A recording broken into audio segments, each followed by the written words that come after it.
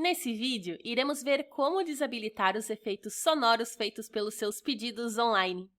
Bom, para isso, o primeiro passo é clicar na engrenagem, que fica no topo direito da sua tela. Em seguida, desmarque a opção Notificação sonora para pedidos online. Ao desativar essa configuração, não terá nenhum alerta sonoro sempre que um novo pedido for realizado pelo seu catálogo. Em seguida, clique em Salvar.